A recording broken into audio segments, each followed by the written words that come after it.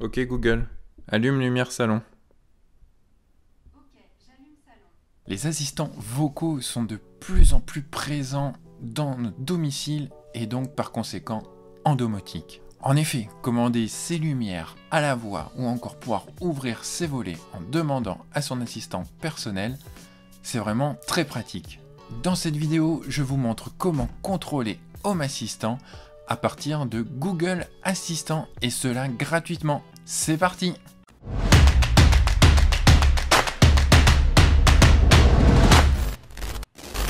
Bonjour, c'est Thomas et bienvenue sur ma chaîne consacrée à la domotique. Si vous découvrez la chaîne, sachez qu'ici vous trouverez des tutos autour des différents systèmes domotiques et plus particulièrement Home Assistant.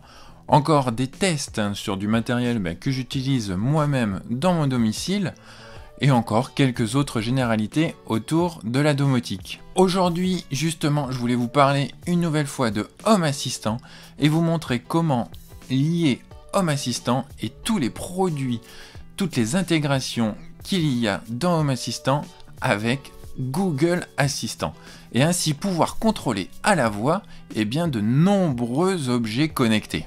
C'est un système que l'on pouvait utiliser il y a encore quelques semaines. On était, je pense, nombreux à utiliser IFTTT, un service qui est devenu payant aujourd'hui et on est donc à la recherche d'une autre solution. C'est ce que je voulais vous montrer aujourd'hui, une solution qui vous permettra gratuitement de contrôler Home Assistant via Google Assistant. Alors sous Home Assistant, il est possible d'utiliser la partie cloud de Home Assistant, Nabucasa, mais pour ça, il vous en coûtera 5 € par mois. Aujourd'hui, je voulais vraiment proposer une solution gratuite. Alors, il y a quelques prérequis. Les prérequis sont l'accès à Home Assistant de l'extérieur en HTTPS. Et ça, si vous ne l'avez pas encore fait, j'ai justement proposé une vidéo à ce sujet il n'y a pas très longtemps. Je vous mets le lien ici ou ici, je ne sais plus trop. Et donc, voilà, c'est un prérequis, mais qui est vraiment très simple à réaliser. Alors ça va demander quelques manipulations, plus du côté de Google et l'utilisation en fait de Google et des différents services que Google peut proposer. Mais vous allez voir, c'est relativement simple et je vais rester très didactique dans cette vidéo. Si vous suivez le process, il n'y a pas de raison que vous n'y arriviez pas, vous non plus. Donc quelques bidouilles à faire, en une dizaine, quinzaine de minutes, c'est fait et vous pourrez alors contrôler à la voix toutes vos lumières, demander quoi que ce soit à Home Assistant et il le réalisera. Allez, je vous montre ça. Il faut vous rendre dans un premier temps sur Google Action, la console Action de Google, qui va vous permettre, justement, comme son nom l'indique, de créer des actions. Donc vous avez vu, j'ai déjà fait quelques tests, mais donc il faut se connecter bien sûr avec un compte Google. Et là, vous cliquez sur New Project. Là, vous entrez le nom de votre projet. Dans mon cas, donc, je vais l'appeler Home Assistant. Vous allez choisir la langue, donc français, et votre pays. Vous mettez votre pays, suivant d'où vous regardez, d'où vous habitez. Je sais qu'il y a pas mal de Belges également qui regardent les vidéos, donc voilà. Vous faites Create Project. Et là, vous allez sélectionner Smart Home. En haut à droite, on peut cliquer sur Start Building. Et là, donc, se crée votre nouveau projet. Maintenant que votre nouveau projet est créé, là, il faut aller sur Quick Setup. Et donc, vous allez donner un nom à votre Smart Home Action. Là, en fait, c'est le nom que vous allez lier en fait avec Home Assistant. Donc moi, une nouvelle fois, je vais l'appeler Home Assistant, puisque je vais vraiment le lier que à cela. Une fois que vous avez créé donc du coup le display name, l'invocation qui va être faite, on va aller dans Action. Dans Action, là, vous allez renseigner l'URL que l'on va appeler, donc l'URL en fait de votre Home Assistant. Bien sûr, il faut que ça soit justement en HTTPS et que vous puissiez y accéder de l'extérieur.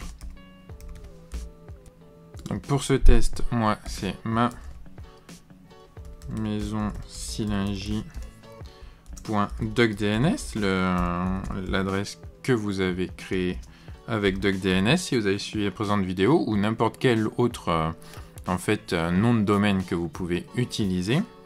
2.443, on va lui préciser.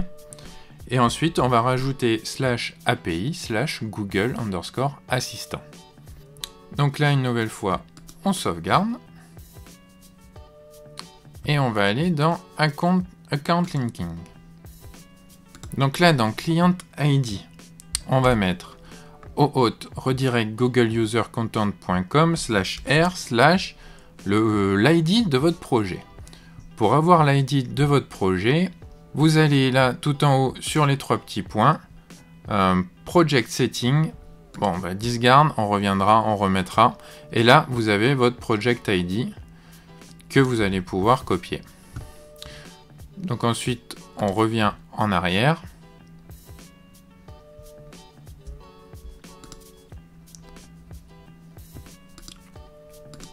Et on va rajouter du coup notre user ID du projet. Là, dans client secret, vous tapez ce que vous voulez.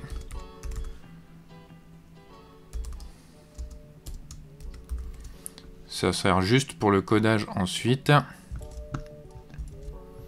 Là, dans l'autorisation URL, eh bien, c'est votre URL DuckDNS, les 2.443 comme tout à l'heure, /auth/authorize. Et dans le token, c'est exactement la même chose jusqu'à la fin, /auth/token. Ensuite, vous cliquez sur Next. Et là, vous laissez comme cela. On reclique encore sur Next. Et là, dans Scope, on va rajouter Email, Add Scope. Et non, Add Scope. On clique sur Next. Et là, on va faire Save. Voilà, la configuration côté Google est faite. Maintenant, on clique sur Test. Alors ce bouton test, il est assez important et c'est peut-être un petit peu la limitation de cette procédure. En effet, cette partie de test, c'est vraiment quelque chose qui pour le développeur, et en fait c'est quelque chose qui fonctionne pendant 30 jours. Mais vous n'allez pas forcément avoir besoin de revenir là si vous ne mettez pas à jour régulièrement vos appareils.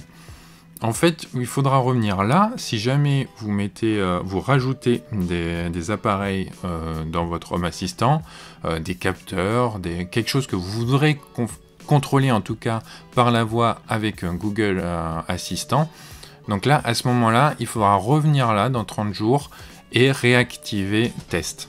Mais bon, c'est pas limitant, c'est juste vous devez vous revenir sur cette console-là et venir dans Test et cliquer sur Test. Voilà, c'est peut-être la seule limite un petit peu de cette procédure. Franchement, normalement, votre installation, elle évolue pas non plus tous les jours. Une fois que vous l'avez mise en place, c'est pas quelque chose qu'on va toucher forcément tous les jours. Vous n'allez pas tous les jours rajouter un appareil que vous allez vouloir en plus contrôler par la voix. Donc je pense que ça vaut largement les 5 € mensuels que réclame ensuite le Cloud Home Assistant Nabucasa. Allez, maintenant, petit aparté fini, on va se rendre sur la console cloud de Google, sur la partie API. Donc là, on a le tableau de bord. Alors voilà, là, c'est ce qui est déjà en fait en place pour mes premiers tests. Si vous n'avez pas fait encore mise en place ça, vous verrez vraiment rien du tout ici. Là, en haut à gauche, à côté de Google Cloud Platform, si vous n'avez rien, vous devez avoir le bouton sélectionner. Vous cliquez là. On met vraiment tous là dans le cas, et là vous avez votre projet que vous voulez lier. Donc là, dans le cas présent, Home Assistant. On va ensuite dans Identifiant. Et là, on va faire créer des identifiants et compte de service. Donc il va falloir donner un nom de compte de service. Home Assistant. La description, si vous voulez. Hop, créer. Là, on va sélectionner un rôle. Alors, dans les rôles, vous allez tout en bas service account, créateur de jetons de compte de service, continuer, et là tout le reste est facultatif, ok. Donc là notre compte de service est créé, on le voit bien ici. Donc là maintenant on va cliquer sur gérer les comptes de service. Et là, dans Action, sur les 3 petits points, sur votre compte de service, vous cliquez et vous faites créer une clé. Là, ça va vous créer une clé privée pour ce user-là. Et c'est cette clé-là que l'on va avoir besoin ensuite pour rentrer les informations dans Home Assistant. Donc, vous l'enregistrez sous forme de JSON, créer, et ça vous l'enregistre. Ça vous crée un fichier que vous pouvez ouvrir. Voilà, de ce type-là. Mais avant de mettre tout ça dans Home Assistant, il va d'abord falloir retourner sur API Service et sur Bibliothèque.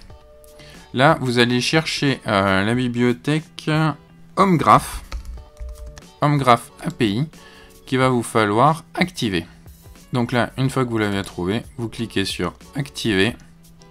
Et ça va vous activer cette API pour votre projet Home Assistant. Et c'est via cette API là, via HomeGraph, que l'on va pouvoir dialoguer entre Google Assistant et Home Assistant. Voilà, maintenant on va se rendre sur notre Home Assistant pour pouvoir configurer les paramètres pour que Home Assistant puisse dialoguer avec cette API. Donc là, comme d'habitude, on va dans File Editor pour modifier notre configuration.yaml.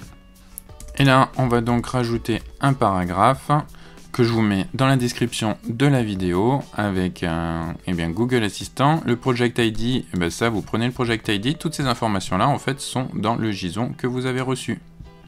Donc là, moi, je vais les rentrer dans les secrets maintenant. J'aime bien utiliser ce fichier-là désormais. Je vais l'appeler Google Home.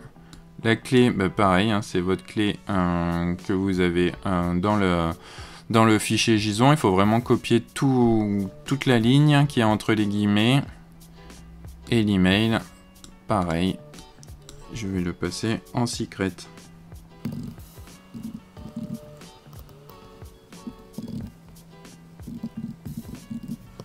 Ensuite, vous allez faire report state égale à true et expose domain. Là, vous mettez ce que vous voulez que remonte dans Google Assistant. Moi, j'ai mis les switches, les lumières, les sensors et les scripts. À voir en plus après, on va regarder si c'est vraiment utile ou pas. Vous enregistrez et vous redémarrez. Ensuite, il faut vous rendre sur votre application Google Home sur votre smartphone. Donc on va cliquer sur le plus en haut à gauche, configurer un appareil. Donc là, vous avez déjà configuré des appareils. Du coup, moi c'est test Home Assistant. Et là, on arrive du coup sur notre page de Home Assistant. Il n'y a plus qu'à se connecter avec ses identifiants. Home Assistant est bien associé. Continue, et là en fait ça va importer tous les modules que vous avez dit. Voilà, tous les modules qu'on a dit de les importer, il va les importer. Et voilà, là on va avoir tous nos capteurs qui sont importés dans notre application Google. Et en fait, on va pouvoir maintenant à la voix commander nos appareils. Ok Google, allume lumière salon. Ok Google, éteins lumière salon. Voilà, on arrive maintenant à allumer la lampe du salon. Après, il n'y a plus qu'à savoir comment s'appellent vos lampes pour pouvoir demander à Google de faire ce que vous voulez avec. Je file justement renommer un petit peu les lampes pour que ça soit un peu plus simple à l'oral pour demander à Google d'allumer ou d'éteindre mes lampes. Ou encore de lui demander les températures de mes différents capteurs. J'espère que la vidéo vous aura été utile. Surtout n'hésitez pas à laisser des commentaires. Et moi je vous dis à très bientôt. Bye bye.